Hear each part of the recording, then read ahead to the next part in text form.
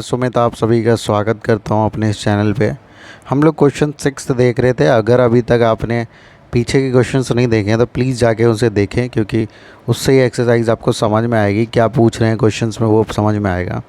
अब हम लोग क्वेश्चन 6 को देखते हैं। क्वेश्चन 6 में एनसीईआरटी की बुक आप साथ में रखें, मैं उसमें से पढ़ रहा हूँ।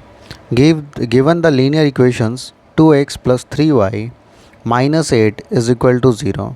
Write another linear equations in two variables such that the geometrical representation of the pair so formed is। मतलब एक इक्वेशन दी हुई है आपको, उस इक्वेशंस को दूसरे लीनियर इक्वेशन के साथ कंपेयर करके आपको ये रिप्रेजेंट करना है कि जो रिप्रेजेंटेशन होगा उसका इंटरसेक्टिंग होगा, पैरेलल होगा या कोइंसाइड होगा। मतलब जो लाइंस बनेंगी वो कैसी होगी। तो आपके पास ये इक्वेशन दिया हुआ है, इस इक्वेशन के साथ कंपेयर करना है। तो इंटरसेक्टिंग लाइन में हम क्या जानते हैं, तीनों का हमें एक एग्जांपल सेट करना है यहाँ पर। तो इंटरसेक्टिंग लाइन में हम क्या जानते हैं कि जो हमारे पास A1 होगा और A2 होगा वो डज़ नॉट इक्वल होगा किसके, B1/B2 के। मतलब कि हमें सिर्फ A1, A2, B1, B2 ही देखना है।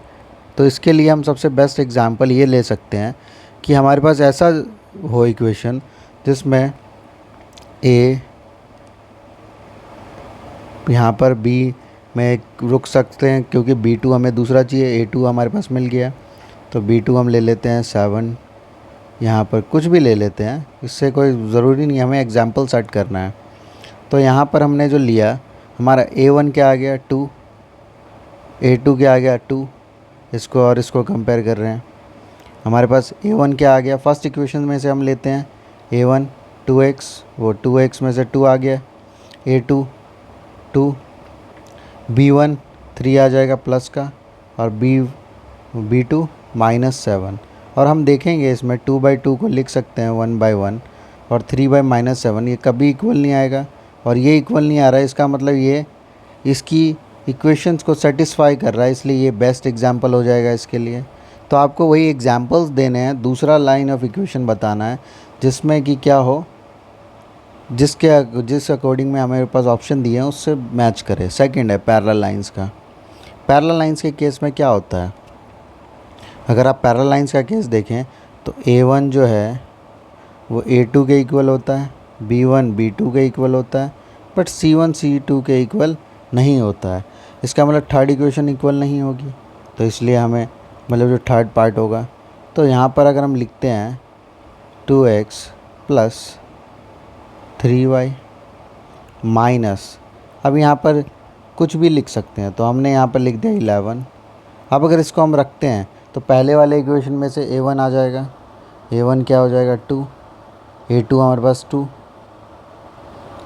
B1 क्या हो जाएगा 3, B2 3, C1 यहाँ -8 है और यहाँ -11 है। ये इक्वेशन तो 1 1 हो रही है, 1 1। इसका मतलब फर्स्ट इक्वेशन जो है वो क्या हो रहा है, इक्वल। मतलब A1/A2 B1/B2 के इक्वल है, बट C1/C2 के इक्वल नहीं है। तो ये हमारा पैरेलल लाइंस का कॉन्सेप्ट को क्या कर रहा है, सेटिस्फाई। थर्ड पार्ट लेते हैं कोइंसाइड। अब कोइंसाइड में क्या है, कोइंसाइड में है कि तीनों ही क्या होना चाहिए, कोइंसाइड में क्या होगा, तीनों इक्वल होंगे, है ना। और तीनों कोइंसिडेंट में कैसे होंगे, लाइन एक के ऊपर एक होगी ना।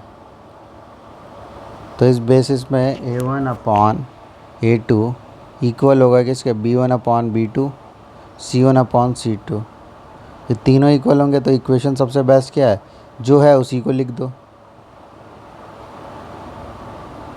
जो है उसी को लिख दो। अगर वही लिख देंगे तो हमारे पास 2/2 3/3 -8/-8। तो तीनों में क्या आ जाएगा 1 1 1, और तीनों ही क्या होंगे, सेटिस्फाई करेंगे। तो इस तरीके से हमें एक एग्जांपल लेना है तीनों के लिए, इंटरसेक्टिंग के लिए, पैरेलल के लिए, कोइंसिडेंट के लिए। ठीक है, तो इसको करना आप एक क्वेश्चन को, फिर हम मिलते हैं अगले वीडियो में। Thank you everyone.